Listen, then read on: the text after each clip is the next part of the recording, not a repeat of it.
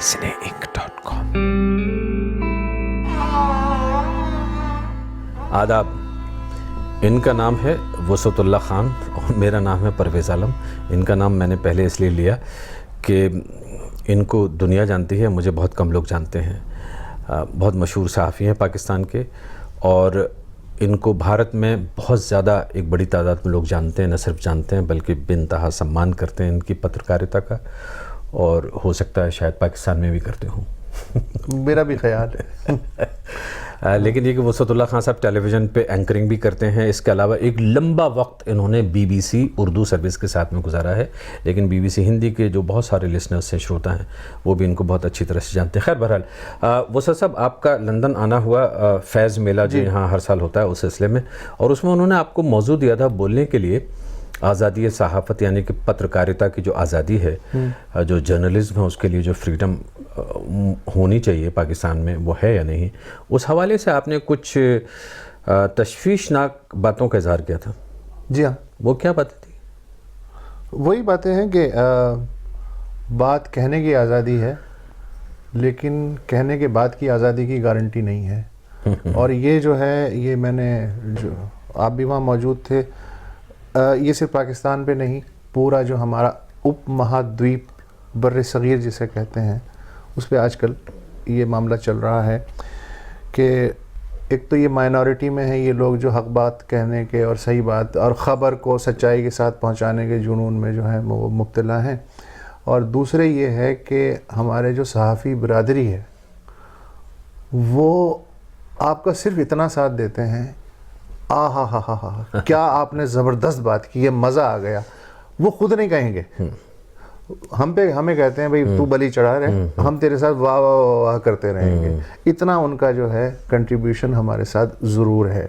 किसी ने कहा है कि हक अच्छा, पर उसके लिए कोई और मरे तो और अच्छा. बहुत अच्छा है. उसको कहते हैं ना, वो हमारे कहावत यूँ मशहूर है कि चढ़ जा बेटा सूली पे राम भली करेंगे. तो आप तो वतन की राह में वतन के नौजवान शहीद हो. आप तो सर कटा रहे हैं और लोग कह रहे हैं वाह वाह वाह. क्या बात है. वो ये कह रहे हैं कि जैसे चूंकि मैंने आपको लाइक कर दिया है, आपके ने जो भाषण दिया है, लिहाजा मैंने भी अपना फ़र्ज़ अदा कर दिया. नहीं, मगर फिर भी एक संजीदगी के साथ इस बात को ज़रा मैं समझना चाहता हूँ कि पाकिस्तान में जो सहाफ़ी हैं, जर्नलिस्ट हैं, पत्रकार हैं, एकदम से इशू क्या है? मैंने सुना है एक बड़ी तादाद में डिसअपियर हुए, गायब हुए. नहीं, इस तरह नहीं है. डिसअपियर बहुत ही एक्सट्रीम केसेस में ये होता है, और डिसअपियर भी होते हैं तो ऐसा नहीं है कि कोई इंडेफिनेट, कोई 6 साल के लिए, 8 साल के लिए, 10 साल के लिए लापता हो गया. ऐसे भी केसेस हैं, लेकिन वो पॉलिटिकल केसेस हैं. लेकिन कुछ अरसे के लिए गायब होते हैं. हाँ, कुछ अरसे के लिए गायब होते हैं. और पिछले 3-4 साल से जो मेन स्ट्रीम जर्नलिस्ट हैं वो नहीं गायब हो रहे. ये जो ब्लॉगर्स होते हैं ना, या जो आउटसाइड कंट्रीब्यूटर टाइप जो लोग होते हैं, वो उन पे ज़्यादा ज़ोर होता है कि उनको धमकाना चूँकि आसान होता है, उनके पीछे कोई ऑर्गेनाइजेशन भी नहीं होती, कोई ज़्यादा चीखो पुकार भी नहीं होती. तो उससे फ़ायदा ये होता है कि भाई इसको उठा लिया है तो तुझे भी उठाया जा सकता है. तो इनडायरेक्ट मैसेज जा रहा है, मैसेज चला जाता है. वो जो फियर फैक्टर है वो पैदा होता है. तो मेजॉरिटी वो फिर मैसेज ले लेती है कि भाई कड़ा वक्त है, लिहाजा संभल के बोलो. अच्छा, जितना मैं डरता हूँ उससे ज़्यादा डबल मालिक डरता है. इसलिए कि मैं तो सिर्फ तनख्वाह लेने वाला सहाफ़ी हूँ ना, मैं कितना डरूंगा. उसका तो पूरा सेटअप पे पैसा लगा हुआ है, करोड़ों रुपया लगा हुआ है, उसकी तो टैक्स वैक्स की फाइलें भी होंगी ना. तो आज़ादी सहाफ़त में एक हद तक ही जाएगा. वो कहेगा देख लो यार तुम्हारी मर्जी है, मैं तो कहता हूँ ज़रा छोड़ दो तो अच्छा है. कोई इस टाइप की बात होती है. लेकिन मैं चूँकि सीनियर हूँ, मेरे साथ इस तरह की बात होती है. लेकिन ज़रा जूनियर तो कहते हैं नो बस. अच्छा, लेकिन अब मैं ये जानना चाहता हूँ कि जब सरकार का अताब या हुकूमत जो है वो अपना हाथ रखना चाहती है और थोड़ा सा दबाना चाहती है, वो किस तरह से दबाती है? कई तरीक़े हैं. शुरू में हुकूमतें बड़ी भोली हुआ करती थी. मसलन जैसे अयूब ख़ान है, उन्होंने कहा जी प्रेस एंड पब्लिकेशन ऑर्डिनेंस आ गया है, तो अब जिसको भी डिक्लेरेशन लेना है वो डिप्टी कमिश्नर से ले ले. और कागज़ का कोटा चूँकि हुकूमत देती थी, लिहाजा कागज़ का कोटा भाई लेना है तो फिर आपको थोड़ी बहुत तो हुकूमत के जो काम है उनकी सराहना तो करनी पड़ेगी, चाहे आप चाहें ना चाहें. इसी तरह और भी प्रेशर के जो तरीक़े थे वो ऑब्वियस थे. حتیٰ کہ جنرل ضیاء الحق کے دور میں بھی صحافیوں کو دنیا میں پہلی بار کوڑے پڑے، وہ ضیاء صاحب کے دور میں، لیکن وہ کوڑے پڑے سب کو پتا پوری تھا، دنیا نے دیکھا، اور جنہوں نے کوڑے مارے انہوں نے کھل کے کہا ہاں صاحب ہم کوڑے مار رہے ہیں، کوئی ایسا مسئلہ نہیں تھا، دونوں طرف کنفیوژن نہیں تھا۔ اب مسئلہ یہ ہے کہ دامن پہ کوئی چھینٹ نہ خنجر پہ کوئی داغ، تم قتل کرو ہو کہ کرامات کرو ہو، اب یہ معاملہ ہے۔ کیا بات ہے، تم قتل کرو ہو کہ کرامات کرو ہو، کہ اندازہ بھی نہیں ہوتا کہ آپ حکومت کی جانب سے کوئی سختی ہے، ہاں، اور جس پہ سختی ہو رہی ہے وہ بھی زیادہ واویلا نہیں کرتا۔ ہاں نہیں وہ واویلا کرتا ہے۔ مثلاً مجھے میرے اوپر ایک جن چڑھ گیا ہے، سامنے والے کو ایسے ہی لگے گا کہ مجھ پہ جن چڑھ گیا ہے، میں خوف میں ہوں، میں ہر طرف دیکھ رہا ہوں۔ اب سامنے والے کو نظر نہیں آ رہا، وہ سمجھ رہا ہے یہ پاگل ہو چکا ہے، اس کو کس کے ساتھ مسئلہ کیا ہے، اس کو نہیں پتا کہ بغیر نمبر والا فون کہیں سے آ رہا ہے، اس کو نہیں پتا کہ وہ جو پان والا ہے سامنے وہ کہہ رہا ہے بھائی صاحب آج کل آپ بہت زیادہ تیز چل رہے ہیں، ذرا احتیاط کیجیے گا۔ اس کو نہیں پتا کہ کوئی جو ہے میرا پرانا کلاس فیلو جو اب کسی جہادی یا مذہبی تنظیم میں چلا گیا، وہ کہتا ہے یار تم میرے دوست تو ہو لیکن یار زمانہ ٹھیک نہیں ہے۔ تو یہ جو سٹل طریقے ہیں انسیٹل کرنے کے یہ بڑے ایفیکٹو ہو چکے ہیں، اور آپ کو یہ نہیں پتا ہوتا۔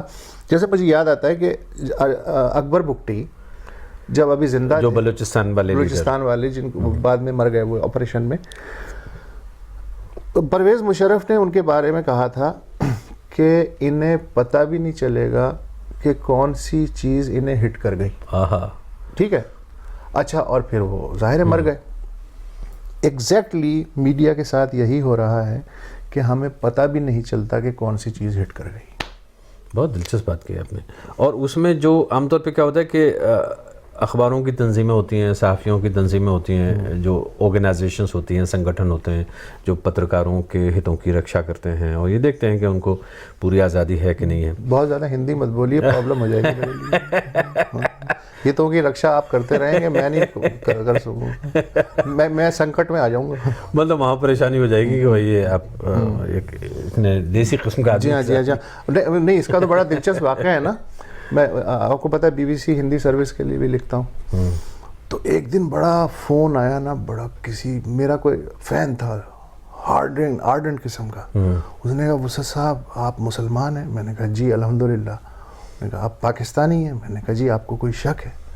کہنے لگے نہیں سر شک اس لیے ہے کہ آپ ہندی کے لیے وہ لکھتے ہیں، رپورٹ لکھتے ہیں۔ میں نے کہا تو؟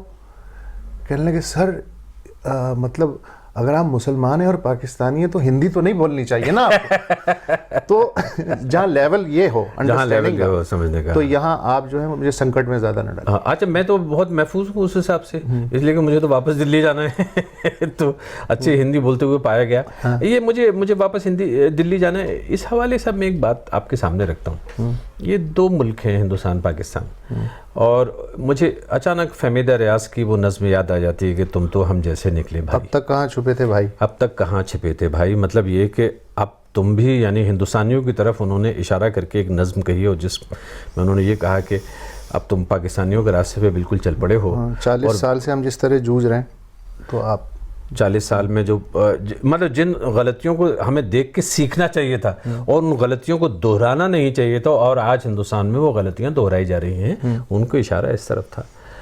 آپ کو ایسا لگتا، آپ نے ایک جملہ بولا تھا میرے ساتھ بیٹھے جب ہم لوگ تھے وہاں پہ فیض میلہ میں، آپ نے کہا کہ دیکھیے یہ جو حشر آپ دیکھ رہے ہیں کسی چیز پہ، یہ کچھ سال بعد ہندوستان کا ہونا ہے، اور کچھ وہ معاملہ ایسا تھا کہ کچھ الٹی سیدھی باتیں چل رہی تھیں۔ وہ اشارہ کیا تھا آپ کا؟ دیکھیں اشارہ یہ تھا کہ ہمارے ساتھ جو ٹریجڈی ہوئی ہے نا، کہ جی کوئی بھی سویلین یا سویلین حکومت تو خیر کیا، سیمی سویلین جو بھی حکومتیں آئیں یا جو آرمی کی حکومتیں آئیں، انہوں نے وہ ہماری چوائس نہیں تھیں۔ الیکشنز بھی جو ہوئے تو 70 سے لے کے آج تک جتنے بھی الیکشن ہوئے ہیں، کوئی کسی الیکشن کے بارے میں یقین سے نہیں کہہ سکتا کہ وہ جو فری اینڈ فیئر جس طرح کتاب میں ہم پڑھتے ہیں کہ فری اینڈ فیئر الیکشن کیا ہوتے ہیں، وہ نہیں ہوئے. اچھا وہ میرا خیال ہے دنیا میں ہر جگہ 100% ہوتے بھی نہیں ہوں گے. تو جو کچھ بھی ہمارے ساتھ ہوا، ریاست نے جس طرح پیٹرنائز کیا ضیاء دور سے یا اس سے پہلے فنڈامنٹلزم کو، اس میں as a citizen of Pakistan میری چوائس نہیں تھی. مجھے اسٹیٹ نے کہا کہ اب ایسے چلنا ہے تو میں مجبوراً ویسے چل پڑا. آپ پہ ایک ڈکٹیٹر مسلط کر دیا گیا. ہاں، کسی بھی شکل میں. کسی بھی شکل. ہندوستان کے ساتھ زیادہ بڑا معاملہ ہو چکا ہے میرے حساب سے. کس طرح؟ وہ یہ ہے کہ ڈیموکریسی کے جو چیک اینڈ بیلنسز ہیں، مجھے نہیں پتا وہ کس طرح ہوتے ہیں اور وہ کس طرح سروائیو کرتے ہیں، لیکن اب جو ہندوستان میں فضا ہے، ہندوستان کا ووٹر وہ بائی چوائس لے کے آیا ہے. آپ بھلے اس کی کوئی بھی تعویل کریں کہ 2014 میں یہ ہوا، بلکہ 2014 سے پہلے میں 96 میں جاؤں گا، 96 سے پہلے 92 میں جاؤں گا. دھیرے دھیرے 84 کے بعد سے 2014 تک جو سچویشن آئی ہے وہ تھرو بیلٹ آئی ہے. ہمارے ہاں تھرو بلیٹ آئی تھی. تو ہمیں ایک امید ہے کہ یار کسی دن ہو سکتا ہے کہ ہم پریویل کر جائیں. لیکن جب ایک دنیا کی سب سے بڑی ڈیموکریسی اس طرح کے ڈیسیجن لیتی ہے اور بظاہر اپنی مرضی سے لیتی ہے، تو اس کے بعد اس مینڈیٹ کے آدھار پہ جو آنے والا جو کرتا ہے، پھر آپ شکایت نہیں کر سکتے اس سے کہ یار یہ کیا کر رہا ہے. بھیا اب آپ اتنے بھولے ہیں. شکایت نہیں کرتے، بلکہ دعوے سے یہ بات کہی جاتی ہے. میں آپ کا اشارہ سمجھ گیا، مجھے کوئی جھجک نہیں ہے اس بات کو کہنے میں اور سمجھنے اور سمجھانے میں بھی. باقی جو ہوگا سو دیکھا جائے گا. وہ یہ ہے کہ جب یہ گجرات میں دنگے فساد ہوئے تو اس کے بعد میں ایک ہی بات ڈیفنس میں کہی گئی نریندر مودی جی کے، جو کہ وہاں چیف منسٹر ہوتے تھے اور اب انڈیا کے پرائم منسٹر ہیں. وہی تھا کہ صاحب اب دیکھیے ان کو جنتا نے الیکٹ کر لیا دوبارہ پھر سے. انہوں نے ایک سدبھاونا ریلی نکالی اور اس کے بعد میں وہ الیکشن ہوا. چیزیں ہوئی کہ دیکھیے صاحب یہ لوگوں نے ان کو مقبول سمجھا اور اب یہ جنتا کا فیصلہ ہے، عوام کا فیصلہ ہے. تو اس میں کہے کہ ڈکٹیٹرشپ کس طرح کی باتوں کا حوالہ دیتے ہیں. اور پھر بعد میں دوبارہ ہوئے. اب بار بار یہ کہی جاتی ہے بات کہ صاحب 3 بار اگر کوئی شخص منتخب ہو کے آتا ہے، لیڈر بن کے آتا ہے، اس کو آپ ڈکٹیٹر کیسے کہہ دیں گے، اس کو آپ غلط کیسے ثابت کر دیں گے. اور پھر یہ کہ کس کو اس بات کا حق حاصل ہے کہ اس کو ہٹائے. ٹھیک ہے، تو یہ تو بات ٹھیک ہے، اس میں مسئلہ کیا؟ اچھا دوسری بات یہ ہے کہ ہم یہ کہتے ہیں کہ اگر آپ کے ہاں ڈیموکریسی ایک لانگ ٹرم انداز میں چل رہی ہے تو اس کے شاک ایبزاربر ڈیولپ ہو جاتے ہیں، انسٹیٹیوشنز مضبوط ہو جاتے ہیں وقت کے ساتھ ساتھ. تو اگر اس طرح کا کوئی ایکسیپشنل دور آ بھی جائے کہ کوئی پوری سوسائٹی ایکسٹریم کی طرف چلی جائے، تو چونکہ ادارے بن چکے ہوتے ہیں انسٹیٹیوشن، وہ اس کو جھیل جاتے ہیں. بہت اچھی بات. پھر آگے وہ اسے تبدیل کر سکتے ہیں. لیکن یہاں جو دشمن ہے وہ زیادہ چالاک ہے. ہاں، اس بلڈنگ پہ اس نے ووٹ کے ذریعے قبضہ کر لیا. اب وہ یہ سمجھا رہا ہے کہ میں اس بلڈنگ میں 5 سال کے لیے نہیں آیا ہوں، یا اگر میں 5 سال کے لیے بھی آیا ہوں تو میرا یہ حق ہے کہ میں اس کمرے کو کچن میں تبدیل کر دوں اور کچن کو جو ہے میں سٹور بنا دوں. جبکہ مینڈیٹ یہ نہیں دیا گیا تھا اسے. مینڈیٹ یہ دیا گیا تھا کہ بھائی تو 5 سال اس گھر میں رہ سکتا ہے، تو کرائے پہ ہے، ووٹ کے کرائے پہ ہے. لیکن وہ اس کو مینیپولیٹ کر کے وہ جب حلیہ بدل دے گا تو نیکسٹ 5 سال بعد مالک مکان جب آئے گا تو وہ کہے گا بھائی صاحب یہ تو گراؤنڈ ریالٹی ہے، یہ تو چینج ہو گئی ہے، یہ تو آپ کا گھر نہیں ہے، آپ ذرا مجھ سے بیٹھ کے بات کریں. تو ہم یہ جو ہوتا ہے نا کہ جی ہم بے فکر ہو کے بیٹھ جاتے ہیں کہ چونکہ اب کانسٹیٹیوشن موجود ہے، سمویدھان موجود ہے، ادارے موجود ہیں، تو یہ سب اپنے طور پہ ٹیک کیئر کر لیں گے. ایسا نہیں ہوتا.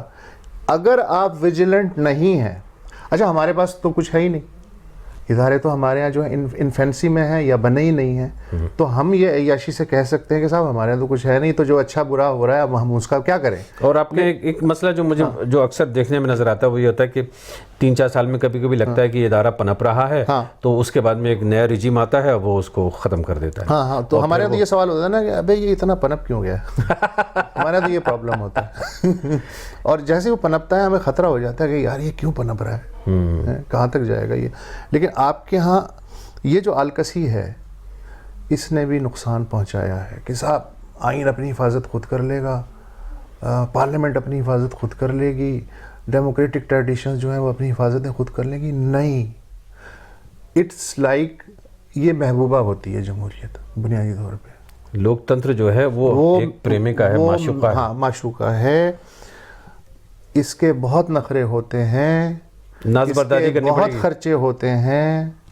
اگر آپ نے 8 سال تک اس کے نخرے اٹھائے ہیں اور اگلے 1 ہفتے تک نہیں اٹھائے تو وہ 8 سال نیل ہو جاتے ہیں. ٹھیک ہے, آپ کو اتنا ویجیلنٹ رہنا پڑتا ہے, یہ اتنی نازک چیز ہوتی ہے ڈیموکریسی. تو تانا شاہی میں تو کوئی مسئلہ ہی نہیں ہے, یا تو آپ نے کک مار دی یا کک کھا لی, نو پرابلم. لیکن اس کو نرچر کرنا پڑتا ہے اور آخر تک آپ نرچر ہی کرتے چلے جاتے ہیں. آپ دیکھیں 200 سال بعد بھی ٹرمپ آیا نا, آیا ہیں, اس لیے کہ وہاں ایسے فیکٹرز نہ صرف آیا بلکہ پھل پھول رہا ہے. لوگ جو ہیں وہ ایزی ہو گئے کہ ٹھیک ہے اب جب امریکہ میں ایک پورا مشینری چل رہی ہے 200 سال سے, انسٹیٹیوشن مضبوط ہیں, سب ٹھیک ایسا ٹھاک تو ہے. کچھ نہیں ہو سکتا. لیکن ایکسیپشنلی آ گیا. تو اگر یہ بہت مہنگا شوق ہے جمہوریت, اگر آپ نے دروازے اونچے نہیں رکھے تو ہاتھی جو ہے دروازہ توڑ سکتا ہے. ایک بات مجھے اچانک یاد آئی جب یہ باتیں آپ کہہ رہے تھے کہ ہم کو ویجیلنٹ ہونا پڑے گا وغیرہ وغیرہ. پاکستان میں آپ کسی طرح سے مینیج کرتے ہیں ایک صحافی کی حیثیت سے, اور آپ کے بارے میں ایک بہت اچھی سی بات ہے اور آپ کے چہرے پہ کہنی نہیں چاہیے, اس لیے خواہ مخواہ آپ کا دماغ ساتھ میں آسمان پہ پہنچ سکتا ہے جو کسی بھی اچھے آدمی کے لیے, دوست کے لیے اچھی بات نہیں ہے, ہانیکارک ہے. ہانیکارک ہے, صحت کے لیے نقصان دہ ہے. وہ یہ ہے کہ آپ اسی سیٹ اپ میں بہت کچھ مینیج کر لیتے ہیں. وہ باتیں جو بہت لوگ کہہ نہیں پاتے, سوچ بھی نہیں پاتے, یا ہمت کرتے ہیں پھر ہمت جٹا نہیں پاتے, وہ باتیں آپ کہہ دیتے ہیں, لکھ دیتے ہیں اور ٹیلی ویژن اسکرین پر بول بھی دیتے ہیں. خاص طور پر آپ کے جو بلاگس ہیں وہ بہت زیادہ مشہور ہیں. یہ فن کیا ہے, بہت سارے لوگ جاننا چاہتے ہیں کہ کیا یہ آزادی ان کو بھی میسر ہے, یا کوئی وسعت اللہ خان صاحب نے ایجنسیوں کے ساتھ میں کچھ ایسی ڈیل کر رکھی ہے کہ بھائی. ویسے اگر میں جو حالات ہیں اس میں اگر یہ شہرت ہو جائے تو یہ زیادہ اچھی ہے میرے لیے. کیا کہ ایجنسیوں کے ساتھ میں ایجنسیوں کے ساتھ ڈیل ہو گئی آپ کی. ہاں, یہ کیسے مینیج کرتے ہیں, یا کیا یہ اور لوگ بھی مینیج کر سکتے ہیں اس چیز کو؟ اس لیے کہ دیکھیں کچھ ایسے جرنلسٹ بھی ہیں جو بیچارے نئے نئے ابھی آئے ہیں اس لائن میں, وہ تھوڑا سا آپ کی طرف مدد کی نظر سے دیکھ رہے ہیں کہ آپ ان کی مدد فرمائیں. دیکھیں اس کے لیے یہ آسان بھی ہے, یہ مشکل بھی ہے. ایک تو یہ کہ آپ کو مستقل پڑھنا پڑے گا. Reading is like oxygen. اچھا, آکسیجن کا مطلب یہ ہے کہ آپ کو ہر پل نئی آکسیجن چاہیے. اس کا مطلب ہے کہ آپ کو مستقل, اب میں اگر 1 ہفتے اخبار نہ پڑھوں تو میں ذہنی طور پہ 2 مہینے پیچھے چلا جاتا ہوں. بالکل ٹھیک ہے. دنیا جتنی تیزی سے بدل رہی ہے, نیوز ڈیولپمنٹ جتنی تیزی سے ہو رہی ہے, تو مجھے حیرانی ہوتی ہے ایسے صحافیوں پہ جو کہ اپنا لکھا بھی نہیں پڑھتے. بالکل اوریجنل ہوتے ہیں وہ, انہیں کوئی باہر کی ہوا نہیں لگی ہوئی ہوتی ہے, کوئی علمیت کوئی وغیرہ کچھ نہیں ہے, لیکن وہ صحافی ہیں. ایک تو علم, آپ اپنے طور پہ مضبوط ہوں, آپ کوالیفائی کرتے ہوں, اس لیے کہ کبھی بھی کانفیڈنس, پروفیشنل کانفیڈنس باہر سے نہیں آتا, آپ کے اندر سے آتا ہے. سب سے بڑا کریٹک اور سب سے بڑا پریزر وہ خود آپ کے اندر بیٹھا ہوا ہے. وہ جب گرین لائٹ جلا دیتا ہے نا, یہ ریڈ لائٹ جلا دیتا ہے, اس کو دیکھنا چاہیے. دوسری بات یہ کہ جب آپ پڑھتے ہیں مستقل تو پھر آپ کو مسلسل یہ بھی پتہ چلتا رہتا ہے کہ کس سوسائٹی میں جبر کے ماحول میں کس نے کس ڈھنگ سے بات کی تھی. مثلا زار کے زمانے میں جو موٹے موٹے رشین ناول تھے, وہ بظاہر تو ناول ہیں 600 صفحے کے چلے جا رہے ہیں, ایڈیٹ, برادر کرامازوف, دستویفسکی, فلانا جو بھی. بھائی اس کے اندر صرف قصہ کہانی نہیں ہے, وہ ایک مزاحمت ہے, وہ ریزسٹنس ہے. اور زار شاہی کے ہوتے ہوئے یہ سب کر لینا, وہ بچ گئے. تو اس کا مطلب یہ ہوا کہ بات کہنے کا صرف یہ ڈھنگ نہیں ہوتا کہ تیری تو ایسی تیسی. آپ کے پاس 1000 ڈھنگ ہونے چاہیے ایک بات کہنے کے. جیسے وہ خان صاحب کون ہوتے ہیں؟ خان صاحب یہ ہوتے ہیں کہ جو الاپ ہے, تو ساتھ ہی ہے نا, اس میں سے جو وہ مستقل ایک لائن لے کے اس کو 1 گھنٹے تک 500 مختلف انداز میں کہتے ہیں, آگے بڑھ ہی نہیں رہے وہ, کیا بات ہے, لیکن آپ کہتے ہیں بھائی کیا کہنے, مزہ آ گیا. کانا تو سے نہیں بولوں رے, کانا تو سے نہیں. تو بھیا اگر آپ جس طرح اچھے گویے ہیں اور آپ ریاض کے بنا نہیں ہو سکتے, اس طرح اگر آپ کو واقعی صحافی بننا ہے تو بنا ریاض کے, اور ریاض یہ ہے کہ ایک چیز کو آپ 100 رنگ سے کیسے باندھیں کہ سننے والا مزہ بھی لے اور اس تک آپ کا میسج بھی پہنچ جائے, تو یہ کرنا پڑے گا. اب اتنی محنت کرنے کو کوئی تیار نہیں ہے. نہیں, وہ تو تیار نہیں. ایک بات آپ نے اور کہی تھی تو مجھے لگتا ہے میں یاد دلاؤں یہاں پہ, اور وہ یہ تھی کہ ٹیسٹ کرتے رہنا چاہیے. جی بالکل, وہ کیا ہے ایگزیکٹلی جی, وہ یہ ہے. اچھا, یہ صرف پاکستان کی بات نہیں ہے, جتنی بھی سوسائٹیز ہیں جن میں آج کل یہ فیشن ہے نیرو نیشنلزم کا یا بگٹری یا فنڈامنٹلزم, ہاں وہ ایک نیشنلزم کا, جیسے اب جیسے آسٹریا میں مختلف شکلوں میں, ہالینڈ میں چل رہا ہے آج کل. انڈیا میں لوگ مانتے ہیں کہ پچھلے 4 سال سے مجھے کوئی جھجک نہیں کہنے میں کہ جو الٹرا نیشنلزم ہے کہ سب بس آزادی کے نام پہ, مطلب یہ ہے کہ آپ سیدھی طریقے سے وہی بات کہیے جو حکومت کہتی ہے, تو وہ دیش بھکتی بھی ہے, نیشنلزم بھی ہے, پیٹریٹزم بھی ہے. اور اگر آپ اپنے حساب سے پیٹریٹزم کو ڈیفائن کرتے ہیں تو وہ سوائے اس کے کہ بغاوت ہے, سیڈیشن ہے, ٹریجن ہے. اور ہمارے یہاں تو بڑی دلچسپ بات ہوتی ہے, جب لوگ غصہ ہوتے ہیں تو کہتے ہیں اسے پاکستان بھیج دو. آپ کے یہاں کبھی یہ کہتے ہیں غصے میں کہ ذرا ایسے ہندوستان بھیج دو؟ نہیں, وہ جب سے ویزا ریجیم سخت ہوئی ہے تو وہ کہتے ہیں ان ریئلسٹک ڈیمانڈ ہے, تو وہ نہیں کہتے. پہلے اس کا ایڈریس لاؤ, اس کے بل لے کے آؤ, اس کے دادا کا نام, تو اس سے کہتے ہیں یہ خامخواہ کی بات ہوگی, ہندوستان بھیج دو کا رواج ختم ہو گیا. اچھا, وہ ختم ہو گیا. تو وہ بتاتے ہیں کہ وہ آزادی کو ٹیسٹ کرنے کا کوئی طریقہ ہے ہمارے پاس؟ ہم بالکل ہے آزادی کے ٹیسٹ کرنے کا, کہ مثلا ایک حکم آتا ہے کہ جی آپ آج سے کھڑے نہیں ہوں گے, بیٹھ جائیں. آپ کو بیٹھ جانا چاہیے اس وقت. کھڑے ہوں گے تو آپ کی ٹانگیں وانگیں توڑی جا سکتی ہیں نا, تو اس لیے آپ پہلے تو بیٹھ جائیں. سب سے پہلے تو اپنی جان بچانا جو ہے وہ سب سے بڑا جہاد ہے, سب سے بڑا ثواب کا کام یہ کہ پہلے آپ اپنے آپ کو بچائیں. اس لیے کہ مردہ انقلاب نہیں لا سکتا, اس کے لیے زندہ رہنا ضروری ہے, بھلے کسی بھی نام پہ مرے وہ. میں نہیں مانتا اس بات کو. تو پہلی بات تو یہ ہے کہ زندہ رہنا ضروری ہے اپنے لیے اور قوم کے لیے. دوسری بات یہ ہے کہ ایک سیئنگ ہے کہ آدمی کو مرتے دم تک زندہ رہنا چاہیے. واہ, اس کا مطلب کیا ہے کہ صرف سانس تو نہیں چل رہی نا, سانس تو مینڈک کی بھی چل رہی ہے اور گائے کی بھی چل رہی ہے. مرتے دم تک زندہ رہنے کا کیا مطلب ہے کہ آپ جو بھی گیون کنڈیشنز ہیں اس پہ اپنا بیسٹ دیتے ہوئے سروائیو کرنے کی کوشش کریں. اس کو کہتے ہیں مرتے دم تک زندہ رہنا. تو اس کا مطلب یہ ہوا کہ اگر آپ سمجھتے ہیں کہ یہ جبر کی فضا ہے اور آپ ایک نہتے آدمی ہیں, آپ اس کا مقابلہ نہیں کر سکتے, فائن, ایکسیپٹیبل. 6 مہینے بعد ذرا چیک کریں باہر کھڑکی سے جھانک کے کہ یار بارش ابھی تک ہو رہی ہے یا تھم گئی ہے. اب میں نے اگر 6 مہینے پہلے بارش ہوتے دیکھی اور میں یہ فرض کر لوں کہ یار بارش اب بھی ہو رہی ہوگی, ہو سکتا ہے وہاں دھوپ چمکنی شروع ہو گئی ہو, تو بھیا کھڑکی سے منڈیاں نکال کے دیکھ لے تھوڑے سے حالات بدل گئے ہیں یا نہیں, اس لیے کہ دنیا میں کوئی بھی حالات کانسٹنٹ نہیں رہتے. یہ ابھی تک وہ چارپائی کے نیچے خوفزدہ بیٹھا ہوا ہے کہ میں باہر نکلوں نہ نکلوں. اچھا, ہمارے یہاں یہ ہوتا ہے کہ جی ایک چیز جی کہ یہ آپ فلاں ٹاپک کے بارے میں, فلاں ریجن کے بارے میں, فلاں آدمی کے بارے میں نہیں لکھ سکتے, اس وقت نہیں لکھ سکتے. 1 ہفتے بعد یا 1 مہینے بعد ذرا لکھ کے دیکھیں, اگر وہاں سے اس سے ڈبل ری ایکشن آ رہا ہے تو پھر بیٹھ جائیں, پھر بیٹھ جائیں. اگر اس سے آدھا ری ایکشن آ رہا ہے تو اس کا مطلب ہے تھوڑی سی آپ کو گنجائش مل رہی ہے. تو یہ جو جنگ ہے یہ زندگی بھر جاری رہتی ہے. یہ 2-4 جو باکسنگ میں ہوتے ہیں نا, نئے جو باکسر ہوتے ہیں کہ شروع میں ہی پہلے راؤنڈ میں ہی 2-4 مکے مار کے انہیں سانس چڑھ جاتا ہے تو سامنے والا چت کر دیتا ہے. بھیا اپنے آپ کو 8 یا 10 راؤنڈ تک تیاری رکھو اور ٹیسٹ کرتے رہیے, ٹیسٹ کرتے رہو. اچھا, اس میں ایک چیز اور بڑی دلچسپ بات کہی آپ نے, جو حکومتیں ہوتی ہیں یا ادارے ہوتے ہیں, انسٹیٹیوشنز ہوتے ہیں, وہ بھی بدل رہے ہوتے ہیں.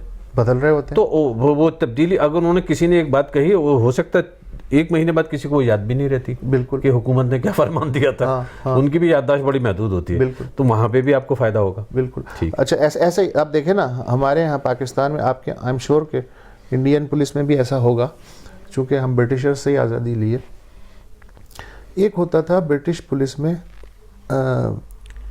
جو بدماشوں کے لیے ایک سیل ہوتا تھا, ایک سیاسی کارکنوں پہ نظر رکھنے کے لیے ہوتا تھا, ایک ہوتا تھا کمیونسٹ سیل. ہاں ہے وہ پاکستانی پولیس میں بھی ہوتا تھا, انڈین پولیس میں بھی ہوگا I am sure. Communist cell کا مطلب یہ تھا کہ جتنے بھی سرخے ہیں, غیر ملکی ایجنٹ ہیں, جو دیش دروہی ہیں اور یہ فساد پھیلانے والے ہیں, ان پہ نظر رکھی جائے. اچھا پھر رفتہ رفتہ وہ سیل ختم ہو گیا. ٹھیک ہے. اس کی بجائے اب جہادی سیل ہے. اچھی بات ہے نا, سچویشن بدل گئی نا. اچھا اب میرا کمیونسٹ ہونا آج کل خطرناک نہیں ہے, میں ہو سکتا ہوں, کھل کے ہو سکتا ہوں, پاکستان میں بھی ہو سکتا ہوں. جہادی ہونا اب خطرناک ہو گیا. اب خطرناک ہو گیا. پہلے جب کمیونسٹ کو جہادی کے طور پہ ٹریٹ کیا جاتا تھا تو حالات دوسرے تھے. تو اب بھی اگر میں صرف اس لیے انڈر گراؤنڈ رہوں کہ چونکہ مجھے عادت پڑ چکی ہے اس زمانے سے انڈر گراؤنڈ رہنے کی, تو یہ عجیب سی بات ہوگی نا. بھئی یہ فضا بدل گئی ہے, فضا بدل گئی نا, تو کم از کم اس فضا کا تو فائدہ اٹھا. بڑی دلچسپ بات کہی آپ نے. ابھی ایسا ہے کہ تقریباً 2 سال پہلے تک جے این یو کا کہنے میں لوگ بڑا فخر محسوس کرتے تھے کہ ہم جواہر لال نہرو یونیورسٹی کے. آج اگر آپ 4 لوگوں کے بیچ میں گئے تھے تو 3 لوگ آپ کو شک کی نظر سے دیکھتے ہیں. اچھا آپ جے این یو والے ہیں, مطلب جیسے کوئی باغی ہیں. جیسے 70s میں آپ کو یاد ہوگا ایمرجنسی سے پہلے جن سنگی ہونا. ہاں ابے یہ تو جن سنگی ہے. ہاں اچھا آج اگر آپ جن سنگی نہیں ہے تو وہ کہتے ہیں ابے یہ جنگ سنگی نہیں ہے. تو ہمارے یہاں بھی یہ ہے کہ جیسے وہابی, میرے بچپن کی بات ہے کہ سنی ہوتے ہیں, شیعہ ہوتے ہیں, ہم ان سے واقف تھے. اچھا وہابی میں جب چھوٹا تھا تو جب کسی کی بہت ہی کڑی نندا کرنی ہوتی تھی نا, یا اس کو کیسے کرنا ہوتا تھا کہ جی یہ کوئی مشکوک آدمی ہے یا یہ بہت سخت ہے, کٹ ملا رہے, اسے کہتے ہیں یہ وہابی ہے. وہ کہتے ہیں ہاں یار یہ وہابی ہے, اس سے نہیں ملنا. اب حالات یہ ہیں کہ یار یہ جو ہے یہ بریلوی ہے یا یہ شیعہ ہے, تو لوگ کہتے ہیں اچھا یہ شیعہ ہے, یار نہیں ہے, عجیب سا ہے. اور وہاں بھی ہونا ایک بہت ایکسیپٹیبل بات ہے. ایکسیپٹیبل بات ہے. میرے ہی بچپن میں, میرے ہی دیکھتے تو چیزیں بدلتی ہیں, تو ہمیں چیزوں کو ٹیسٹ کرتے رہنا چاہیے. اور اب چونکہ زمانہ بھی تیز رفتار ہے, نہیں بڑی دلچسپ بات کی آپ نے. چیزوں کے بدلنے کی رفتار بھی تیز ہو گئی. پاکستان میں اس حوالے سے مجھے یاد آیا, محمد حنیف جو ہمارے اور آپ کے دوست ہیں اور رائٹر ہیں, ناولسٹ ہیں, اور BBC میں بھی کام کیا, انہوں نے بھی بڑی دلچسپ بات یہ کہی تھی کہ ایک وقت ایسا تھا جس میں یہ کہا جاتا تھا کہ سب وہ احمدیہ ہے, احمدیوں کو غیر مسلم آپ ڈکلیئر کریں پاکستان میں. تو وہ لوگ کہتے تھے نہیں ایسا نہیں ہو سکتا. اللہ شاہ بخاری 50s 40s یا 60s میں جب کہتے تھے جی یہ مرزائی کافر ہیں, تو لوگ ان کی بات سن لیتے تھے. وہ کہتے تھے ان کو کافر قرار دو, تو لوگ یہ سوچتے تھے کہ یہ کیسے کافر, کون قرار دے گا, یہ خود ہی دے سکتے ہیں کافر, یہ جو آپس میں ایک دوسرے کو کافر قرار دیتے ہیں. مطلب آلموسٹ ناممکن بات تھی کسی کو. لیکن پھر یہ ہوا کہ ریاست نے ایک گروپ کو کافر قرار دے دیا. اس کا مطلب ہے کہ جو انہونی لگ رہی تھی کچھ سال پہلے تک, وہ ہونی ہو گئی. تو اب یہ ہے کہ کوئی بھی چیز انہونی ہو سکتی ہے, کوئی بھی چیز ہونی ہو سکتی ہے. اب ضیاء کے زمانے میں جو ہے وہ جہاد پہ جانا, افغانستان جانا, کشمیر جانا, ظاہر ہے کہ ایک انڈرسٹوڈ بات تھی, بھائی جانا ہے, ہمارے وہ مظلوم بھائی ہیں, ہمیں ان کی مدد کرنی ہے. 9/11 کے بعد وہ کریک ڈاؤن شروع ہو گیا. سڈنلی جن کے وہ داڑیاں ذرا غیر معمولی قسم کی تھیں وہ بیچارے چھپنے لگے, تو زمانہ بدل گیا. پھر بیچ میں کوئی زمانہ بحال ہو گیا. تو کہنے کا مقصد یہ ہے کہ کوئی چیز کانسٹنٹ نہیں ہے, تو آپ مستقل واٹر ٹیسٹ کرتے رہیں, اور آپ کی جو گفتگو ہے اور آپ کا جو لفظ ہے وہ پانی کی طرح ہونا چاہیے. پانی کو جب آپ روکتے ہیں تو وہ کبھی ادھر سے نکل جاتا ہے, کبھی ادھر سے نکل جاتا ہے. بشیر بدر کا شعر سنیے اس موقع پہ اچانک. اور اگر آپ کا لفظ پتھر کی طرح ہے تو پھر وہ آپ کے منہ پہ بھی لگے. بشیر بدر کا شعر ہے, ضروری نہیں کہ وہ ریلیونٹ ہو اس کانٹیکسٹ میں. شعر یوں ہے کہ پتھر کے جگر والوں غم میں وہ روانی ہیں, خود راہ بنا لے گا بہتا ہوا پانی. واہ, بالکل ایسا ہی ہے. صحافت کی آزادی یعنی پترکاریتا کی آزادی کے حوالے سے ایک بات جو میں جاننا چاہتا ہوں، میں سمجھتا ہوں اور بھی کچھ لوگ ہوں گے جو ضرور دلچسپی رکھتے ہوں گے اس بات کو جاننے میں، کہ جب جو انسٹیٹیوشنز ہیں ان پہ حکومت کی طرف سے جو ادارے ہیں وہ کس طرح سے اپنی گاج گراتے ہیں، جیسے کہ چینل بند کر دیتے ہیں یا کوئی قانون ہے جس کو لگا دیتے ہیں پیچھے اچانک، یا کہیں کوئی فنڈنگ یا کوئی ایکسیس ہے اس کو روک دیتے ہیں، کیا سلسلہ کیا ہوتا ہے؟ نہیں ایسا جو ایگزامپلس ہیں ہمارے سامنے کیا ہے نکل کے؟ ایسا کچھ نہیں ہے. نہیں ایسا کیوں نہیں ہے؟ جیو چینل بند ہوا نہیں ہوا؟ نہیں وہ سوئچ آف ہوا نہیں ہوا؟ نہیں وہ تو سب ہوا، پھر لیکن کس نے کیا؟ کس نے کیا؟ میں کس کے ہاتھ پہ اپنا لہو تلاش کروں؟ تمام شہر نے پہنے ہوئے دستانے. چینل کون بند کر سکتا ہے پاکستان میں؟ پیمرا چینل کھول سکتا ہے. پیمرا ایسے جو ریگولیٹر ہے، الیکٹرانک میڈیا اتھارٹی جو ریگولیٹر ہے، ہاں پیمرا ریگولیٹر ہے.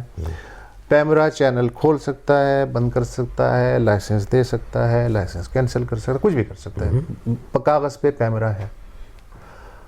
اب ایک چینل جو ہے وہ اچانک سے کچھ علاقوں میں بند ہو جاتا ہے تو ہم وہ فون کرتے ہیں چینل والے پیمرا کو کہ یار یہ کیا کر رہے ہیں آپ؟ وہ اس علاقے میں جو ہے کیوں ہماری نشریات کیوں نہیں دکھائی دے رہی؟ تو پوچھتا کن علاقوں میں؟ ہمارے بھائی یہ لاہور کے آس پاس جو ہے یہ کنٹونمنٹ کا ایریا، یہ کالا شاہ کاکو ہے، یہ شادر آباد ہے، یہاں لوگ شکایت کر رہے ہیں ہمارا چینل نظر نہیں آ رہا. اچھا کس نے بند کیا؟ ہم نے تو نہیں کیا. تو پیمرا بھی فرنٹ کمپنی ہے، پیمرا بھی ڈاک خانہ ہے، نوٹس سرو کروانے کے لیے. خالص پیمرا کی تو کوئی سنتا ہی نہیں ہے. تو اوپر سے جو ہے ایک سلسلہ ہوتا ہے. اب آپ پکڑ لیں اسے. وہ جیسے شیر والا ہے نا، کہ شیر جب شکار کرتا ہے تو اس کے 3 حصے کرتا ہے. ایک حصہ تو شیر کا، اس نے شکار کیا ہے. ایک حصہ اس کے خاندان کا، اس لیے کہ وہ بہرحال رائل فیملی ہے. یہ جو تیسرا حصہ ہے یہ ہے آپ کا. ہمت ہے تو اٹھا کے لے جاؤ، ہے نا. تو یہ حالت ہے. ہاں مطلب آپ ٹیسٹ کریں اور دیکھیں کہ اگر ہمت ہے کچھ کریں تو باقی پھر دیکھا جائے گا. آپ ڈان گروپ کا جو ٹیلی ویژن اس کے لیے کام کرتے ہیں؟ جی بتائیے ذرا ہٹ کے ایک پروگرام ہے، ٹاک شو ہے. ہم 3 اینکر ہیں تو ہم آپس میں گفتگو کرتے رہتے ہیں حالات حاضرہ. آپ کے ساتھ میں جو 2 اور زرار کھوڑ اور مبشر زیدی کافی مشہور ہیں وہ لوگ آپ ہی کی طرح. جی جی جی. جو کہتے ہیں اس کوئی مسئلہ تو نہیں ہوتا؟ نہیں ہم کوئی ایسی بات کہتے ہی نہیں. ہم تو آپس میں ہنسی مذاق کرتے ہیں. جیسے میں اور آپ کر رہے ہیں. ہاں کبھی کوئی سیریس بات تو ہم نے کی نہیں ہے. دیکھیں نظریہ پاکستان. چینل کا نام کیا ہے؟ چینل کا نام ہے ڈان نیوز. Dawn news. نظریہ پاکستان پہ ظاہر ہے انڈرسٹوڈ بات ہے. ہم کبھی بھی اس کے خلاف بات نہیں کریں گے. ملک کے خلاف یا اسٹیٹ کے خلاف سوال ہی نہیں پیدا ہوتا. جو ادارے ہیں ہمارے ان کے خلاف آپ کا بھی مطلب ہی نہیں ہے، ممکن ہی نہیں ہے. جو باقی جو چیزیں ہیں جیسے ہیلتھ ہے یا ایجوکیشن ہے یا صوبوں کے آپس کے تعلقات ہیں یا پولیٹیکل پارٹیز کی آپس میں کرپٹ لوگ ہیں بیسیکلی سارے کے سارے، تو ان پہ ہم کھل کے بات کرتے ہیں. ٹھیک بات ہے. اور یہی کرنا بھی چاہیے. اور یہی میڈیا کا ماڈرن ایج میں کرتوے بھی ہے. تو یہ اس طرح بات ہوتی ہے، اس طرح سے بات ہوتی ہے. اور میں یہ بھی جاننا چاہتا ہوں کہ ڈان کو پچھلے کچھ سالوں میں خاصی پریشانی کا سامنا کرنا پڑا. جی ڈان گروپ کو. اور یہ سلسلہ جو ہے وہ بڑا نازک ہے. تو میں آپ سے یہ تو نہیں کہوں گا کہ آپ یہ کہیں کہ کس نے صحیح فیصلہ کیا، غلط فیصلہ کیا، کیوں مجھے آپ کی نوکری بھی بچانی ہے اور آپ کی گردن اگر خدا نہ کرے کسی بھی طرح سے زد میں آتی ہے تو اس کی ذمہ داری میں نہیں چاہوں گا کہ میرے اوپر ہو. وہ یہ ہے کہ وہ واقعہ کیا تھا، بہت سارے لوگ جاننا چاہیں گے. اس لیے کہ جہاں تک مجھے یاد ہے کہ ڈان میں ایک اخبار چھپی، ایک ڈان لیکس جسے کہتے ہیں آپ. جی. اور اس میں یہ اشارہ تھا اس طرح کا کہ سب جو پاکستان کی فوج ہے اور میاں نواز شریف جو اس وقت وزیر اعظم ہوتے تھے ان کے درمیان ایک کہیں نہ کہیں تلخ کلامی ہوئی ہے اور فوج کچھ چاہتی ہے، میاں صاحب کچھ چاہتے ہیں. وہ سلسلہ کیا تھا؟ وہ تو آپ کو معلوم ہے کہ کیا تھا. آپ نے پوری خبر پڑھی ہے تبھی تو آپ نے مجھے اتنا بتا دیا. تو نہیں وہ ہوا یہ تھا، وہ جو سرل کی رپورٹ تھی جو ہمارے یہاں اپنے ڈان اخبار میں ایڈیٹوریل پیج پہ کالم بھی لکھتے ہیں، سرل کی رپورٹ تھی، کوئی نیشنل سیکیورٹی کونسل کا اجلاس ہوا تھا جس میں اعلیٰ سویلین اور فوجی قیادت ہوئی تھی، تو اس میں ہزار طرح کی باتیں ہوتی ہیں، کھل کے بحثیں ویسے ہوتی ہیں، تو وہ بحث جو ہے وہ لیک ہو گئی. ظاہر ہے نیشنل سیکیورٹی کونسل کا اجلاس ہے تو ہر سینسٹیو ایشو ڈسکس ہوتا ہے، وہ لیک ہو گئی. اچھا اب اسے تو کوئی نہیں چیلنج کر رہا کہ جو لیک ہوا وہ غلط تھا یا درست تھا، بات اس پہ نہیں ہے، بات صرف اس پہ ہو رہی ہے یا ہوئی کہ کس نے لیک کی. تو اب جس کی گردن پتلی ہے ظاہر ہے اسی نے لیک کی. یہ ایک معاملہ ہوا تھا. اور جو ہمارے آپ کے ساتھی رہے ہیں ظفر عباس، وہ ایڈیٹر ہوتے تھے. ہاں تو اس کی وجہ سے جو ایک خلیج یا بدزنی کی کیفیت ہے وہ اس زمانے میں آئی پچھلے 1-1.5 سال سے، تو وہ چل رہا ہے معاملہ. دلچسپ بات جو مجھے لگتی ہے، جو بھارت میں بھی نظر رکھتے ہیں، وہ یہ کہ یہ میاں صاحب کے زمانے میں سلسلہ شروع ہوا اور میاں صاحب نے بھی دامن چھڑا لیا کہ بھیا ہم نے تو کوئی لیک نہیں کی تھی. ظاہر سی بات ہے کوئی بھی حکومت کیوں کہے گی کہ ہماری طرف سے خبر نہیں نکلی تھی. شک یہ تھا فوج کا غالباً، جہاں تک میں سمجھ رہا ہوں، کہ میاں صاحب کی کیبنٹ میں، کابینہ میں کچھ لوگ ایسے ہیں. اور نیشنل سیکیورٹی ایڈوائزر تھے طارق فاطمی، انہوں نے پھر استعفیٰ دیا تھا. پھر وزیر اطلاعات تھے میاں صاحب کے، ان سے بھی استعفیٰ لے لیا گیا تھا، لیکن اس کے باوجود بھی میرا خیال ہے دل صاف نہیں ہوا. اور وہ سلسلہ آج تک جاری ہے. یہ میں یہاں اس کو یوں سمجھنا چاہتا ہوں، آج تک جاری ہے. مطلب میاں صاحب بھی چلے گئے، میاں صاحب کے ساتھ میں تو زبردست احتساب ہو گیا، اکاؤنٹیبلٹی کے. میاں صاحب جیل میں، اور بھائی بھی، ہمارا پورا خاندانی تقریباً. اور ڈان کا کیا ہوا پھر؟ وہ ان کا ایک انگریزی نکلتا تھا ٹیلی ویژن چینل، وہ بند ہو گیا.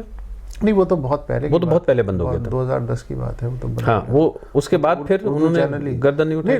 ڈان نیوز چینل کا اتنا مسئلہ نہیں ہے، مسئلہ ڈان اخبار کا ہے. ڈان اخبار کی ہاں بات کرتے ہیں، اس لیے کہ ڈان اخبار جو ہے اس کی جو ایڈیٹوریل ٹریڈیشنز ہیں، حالانکہ اب ظاہر ہے کہ اس طرح تو مثالی کوئی بھی چیز نہیں رہی، وہ ٹریڈیشنز ہی مثالی نہیں ہے، لیکن پھر بھی ڈان کا شمار پاکستان کے ان شاید گنے چنے 1-2 اخبارات میں ہوتا ہے جہاں ایڈیٹر آج بھی پاورفل ہے، پروفیشنل ہے، جس کی کریڈیبلٹی ہے اخبارات کی، ان میں ڈان بھی ظاہر سر فہرست آتا ہے.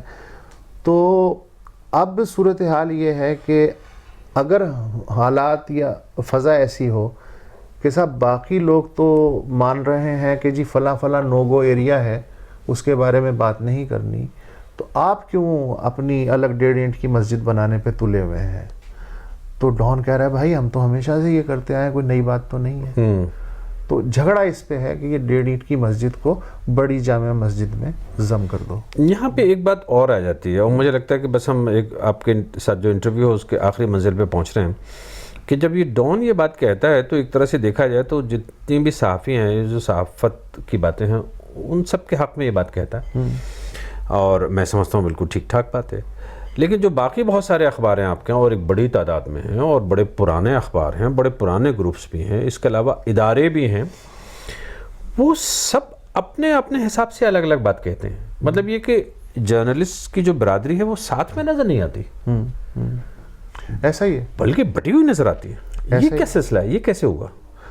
اس کی وجہ یہ ہے کہ انٹرسٹ جو ہیں وہ پرائم ہو گئے ہیں. مطلب ایز اے جرنلسٹ میں بھی یہ سوچتا ہوں کہ یار کیا میں نے ہی ٹھیکہ لے رکھا ہے بات کرنے کا؟ میرے بال بچے ہیں، جب سیٹھ کو پرواہ نہیں ہے تو میں کون؟ کوئی عبدالستار عیدی لگا ہوا ہوں یا مدر ٹریسا ہوں میں؟ کیا کون ہوں میں؟ تو بھائی میں اپنی صحیح سے نوکری کروں.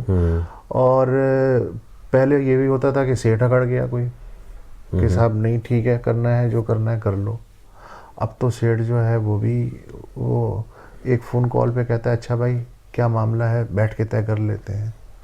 تو مطلب میں اتنے سارے فیکٹرز ہیں، ڈائریکٹ بھی اور انڈائریکٹ بھی، اور جو دبانے کا سسٹم ہے وہ اتنا سوفسٹیکیٹڈ ہو چکا ہے کہ وہ اپنے پیچھے قدموں کے نشانات وہ بھی نہیں چھوڑتا، اس کا بھی کوئی ایکسپرٹ ہو گیا ہے. انڈیا میں ایک زمانے میں زیادہ تر اخبار ایک ساتھ مل کے کچھ بات کہتے تھے، لیکن اب بھی زیادہ تر اخبارات ایک ساتھ مل کے کچھ بات کہتے ہیں. نہیں، اب وہ کہہ لیتے ہیں، ابھی بھی کافی باتیں، لیکن پھر بھی اتنی باڈیز بن گئی ہیں، خاص طور پہ جو ٹیلی ویژن وغیرہ کی ہے، وہ کوئی براڈ کاسٹ ایسوسیشن ہے، کوئی کچھ ہے، تو اس میں بڑی مشکل سے جو ٹیلی ویژن چینلز ہیں ان کے خلاف کوئی بات پاس ہو پاتی ہے.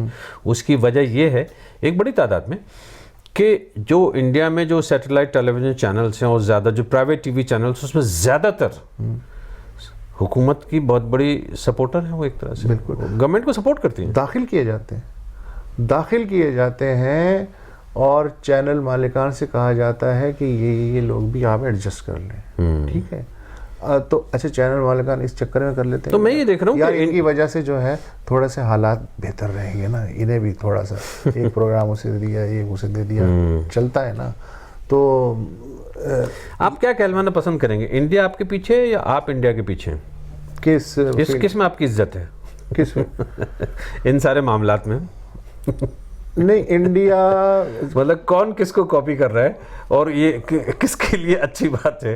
ہاں، آپ کو فخر ہوگا اس بات پہ کہ اگر آپ یہ کہیں دیکھیے اب انڈیا بھی اسی ڈگر پہ چل پڑا جس پہ ہم چل رہے تھے 40 سال سے. مگر اس میں مجھے زیادہ خطرہ اس لیے لگ رہا ہے کہ پاکستان کی چونکہ آبادی کم ہے، پاکستان ایک چھوٹا ملک ہے، تو وہاں اگر آپریشن کا لیول بہت ٹھیک ٹھاک بھی ہوتا ہے نا، تو وہ بہت جلدی بہت بڑے علاقے کو متاثر نہیں کرے گا.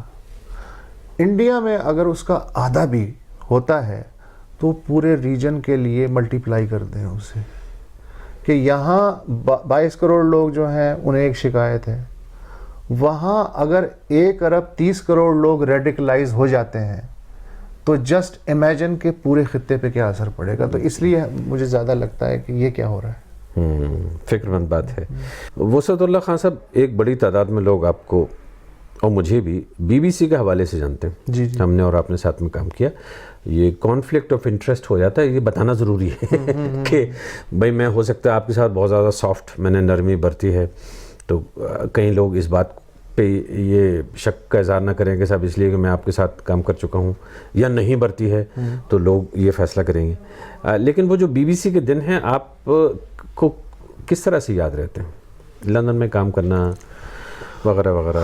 ہاں، مزیدار تھا. مثلاً ایک دفعہ کیا ہوا کہ میں اور پرویز جو ہیں ایک ساتھ ڈھاکہ گئے تھے. وہاں یونیسیف کی کانفرنس تھی ہیلتھ پہ نا، بیسک ہیلتھ پہ.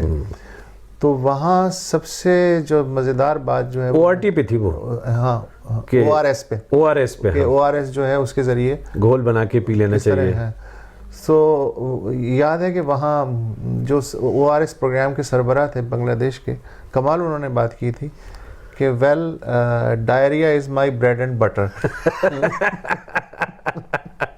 اچھا، دوسرے یہ کہ میں بہت تنگ تھا اس لیے کہ پرویز عالم اس زمانے میں ہندی سروس میں ہر پروگرام میں گھسے ہوئے ہوتے تھے، سیکس ایجوکیشن سے لے کے اور واجپئی جی کا انٹرویو کون کر رہا ہے، جی پرویز عالم کر رہے ہیں. میں نے کہا چلو ٹھیک ہے. اچھا، میں جب برٹش ایئر ویز کے طیارے میں بیٹھا لندن سے ڈھاکہ جانے کے لیے، تو جب ٹیک آف کیا میں نے ہیڈ فون لگا لیا کانوں سے، تو وہ جو ہے چینل جو ہے اسکین کر رہا تھا، تو ایک چینل جو ہے اسکین کیا تو اس پہ ایک آواز آ رہی ہے، میرا نام پرویز عالم ہے اور مجھے کہانیاں سنانے کا بہت شوق ہے. میں نے کہا بھائی یار یہاں بھی جب بلاگ لکھتے ہیں یا لکھتے تھے ابھی بھی، میرا اپنا خیال یہ ہے، اور اس کو آپ کمپلیمنٹ کی طرح سے لیجئے، آپ ایسے مت سوچیے گا میں آپ کی کھجائی کر رہا ہوں، کہ میں نے آپ جیسا اردو میں بلاگر نہ دیکھا نہ سنا.